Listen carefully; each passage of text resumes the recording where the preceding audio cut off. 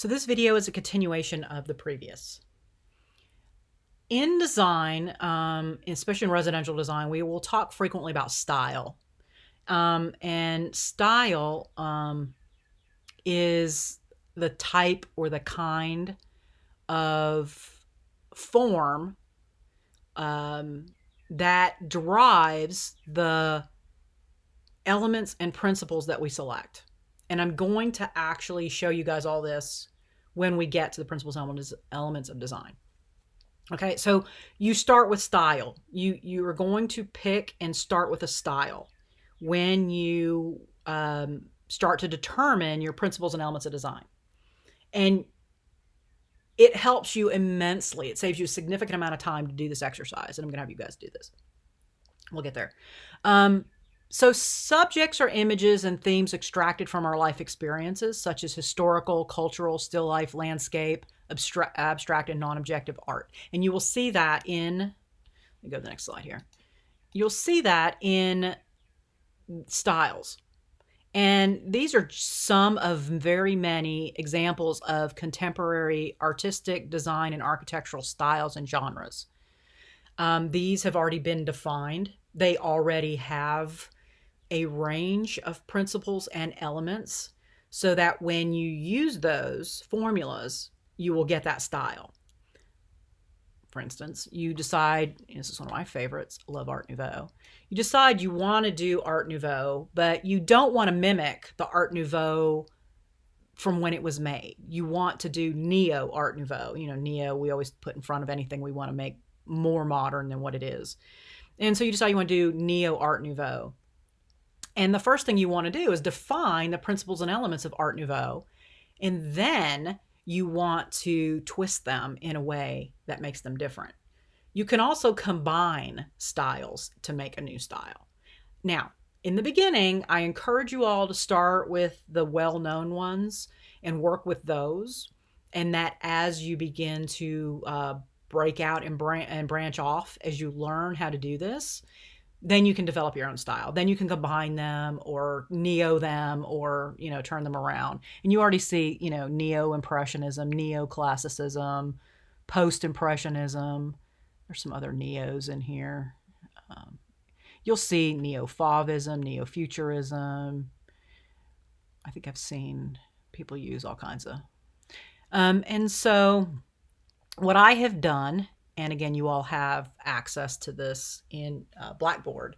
I've gone through and I've defined these very briefly, and you should go through this PowerPoint and learn these styles and explore them further. Okay, I'm leading you to the information. Now you need to take it further. Okay, because in college, you're not just doing what I tell you to do or what I show you. I'm giving you a starting place, and you're now going to build off of that by going out and doing further research. Okay, so I'm not going to go through these in great detail because I've already done that on these PowerPoints, and I've given you the name, I've given you a description, and I've given you an example. And actually, I've given you more than one. Okay, so quick word about Jackson Pollock. It never fails when I teach a live class. Someone will say, my 3-year-old could have done that. And I said, no, they couldn't have. And as we explore the principles and elements of design, if my 3-year-old could have done that was your first thought when you saw this painting, let me know at the end of that lecture if you still feel that way, because I promise you that they couldn't have. When you look at his work, you may not like it, but once you have learned the principles and elements of design, you will appreciate it and even defend it. And I say this as somebody who hated his work in the beginning and thought a 3-year-old could have done that. And now I'm here defending it and I actually like it. I see it now for what it is and I understand what it is. But when I was a 17-year-old art student, I had never been exposed to that. You know, my parents raised us in the middle of nowhere. They themselves were not educated. They didn't know anything about art at all. And they were both creative, which is where I got it from. But my mother did crafts. She would sew and do crafts. And my father, he was more technical. He was a tool and die maker. But we never went to art museums. We never studied art. And I just happened to get lucky that that PBS at the time had some art shows. So Jackson Pollock, abstract expressionism example, and I'd like to know your thoughts about him in the end. Um, Jean-Michel Basquiat. He is a more current and notable artist. He's also no longer with us, but I encourage you all to definitely explore his work further. He has just done some amazing stuff. And so it goes, and I'm not going to go through these in any great detail because I've already posted all that information for you. Okay, so definitely go through these, start to take a look at things that you like and go deeper and find more examples, study them further. And I'm not even going to click on any of these. I'm just going to scroll down. But just there's just all kinds of things. I talk about controversial art. Obviously, this has been mocked, and yet, we're talking about it. So that's always interesting. It's good to study that. Some people go, why are you making a study of controversial art? And I'm like, well, good question. But the truth is, when you're trying to compete with billions of bits of information every day, being controversial is one way to do it. And I'm not suggesting it has to be the way you do it. But if it's well done, and, that's certainly not something I'm hanging in my house. But when it's well done, it can be interesting. Okay, so lots of examples here, just to get you started on learning what these are. Let's see. I think the whole thing goes all the way through. And some of them are not architecture. Some of them are. Another thing I want to point out, installation art. To me, that's interior architecture. So I have some of the best interior design, interior architecture comes from looking at inspiration by installation art. So don't think because it's art that you can't use it to influence your designs, because everything is a source for inspiration. There's some more. I mean, I don't think anyone want to live with that, but you certainly could see how that could influence a color palette or lighting.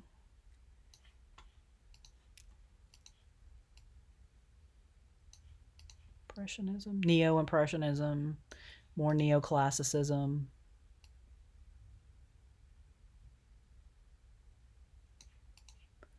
Pop art.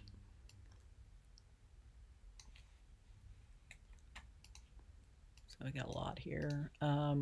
Prairie Style, which is strictly an architectural style based on nature. Strongly influenced by nature. Surrealism.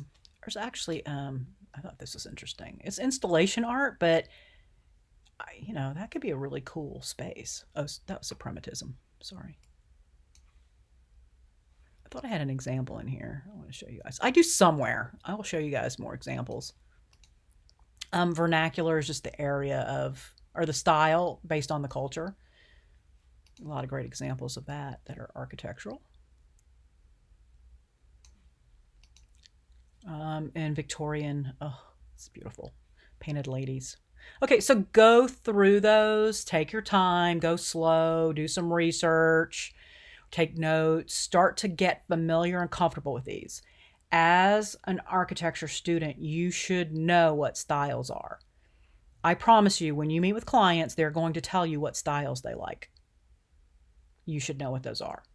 And you should know what those are there and then, because when they start talking about something, and if you don't know what they're talking about,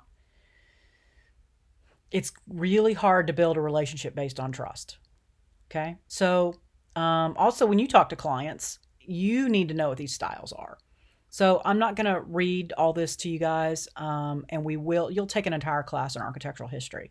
But this is to precede the conversation we're going to have on principles and elements of design, to understand that the first place you start is with style. Okay. So, get comfortable, get familiar, and then do that, go through all this before you watch the lecture series on principles and elements of design. It will make more sense. Okay, so the styles we just reviewed are very essential to your education and design. There are a lot more, but these are the most popular ones. They're valuable for influencing your work as a student and a professional industry, and also as a basis for getting outside the box later on. So, one of the things I would suggest is, after you review them, pick 2 or 3 that you found most interesting and explore them deeper. Those of you who do this, I promise you this, those of you who do this will end up with better grades on your assignments. And one thing I just want to say, I used to be a student. I used to be you. And I then worked my way through the process. And I am where I am now, and in the position to give you all advice, because I got to try things and learn things, and I know what works. And while everything that works for me may not work for you, and I understand that, I talk to other people who went through the process, and there are things we agree upon. And this is one of them. You need to study styles and designs. You need to find sources of inspiration. And then you need to apply principles and elements of design to your work if you want to be paid to become a residential designer. Okay, let's see. Resources for everything are here. And then obviously all works of art used in this presentation were referenced individually as they were displayed. So if you want to look any of those up. If you have any questions, please let me know. But we are going to end this series here and move on in the next.